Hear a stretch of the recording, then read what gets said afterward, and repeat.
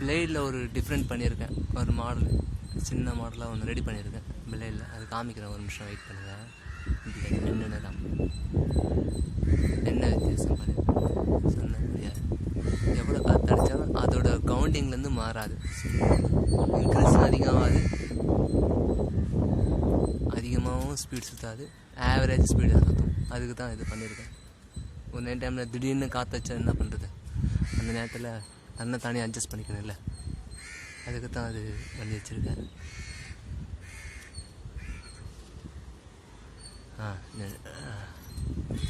இருக்கா பாருங்கள், என் கையை பாருங்கள், நான் ரொட்டேட் பண்ணுறேன் தெரியுதுங்களா. ஸ்ப்ரிங் ஆட்டோமேட்டிக் அட்ஜஸ்ட் பண்ணிக்கும். அது எவ்வளோ வேகம் அடித்தாலும் எல்லாத்துக்கும் அதே விதமாக அதே மாடல்.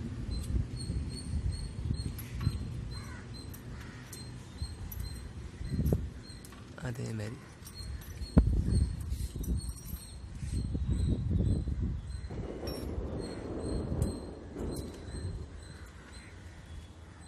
நம்ம ரெகுலராக 13, 12, 10, 12 வோல்டேஜ் இல்லாமல் கம்பல்சரி வருது.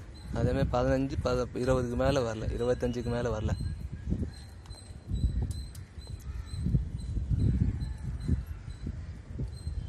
ஒரு டைம் 25 வேகமாக இப்போ கொஞ்சம் மெடியலாக காத்திருக்குது.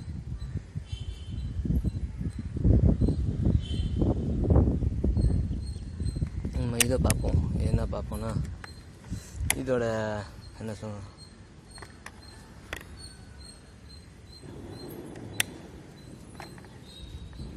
10 ஆம்ஸ் பார்க்கலாம். இப்போ சுற்றி மெதுவாக சுற்றுது.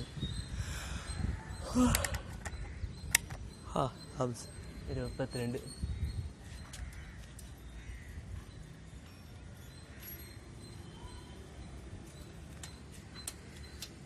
1 ஆம்பியர் கம்மியாக தான் போகுது.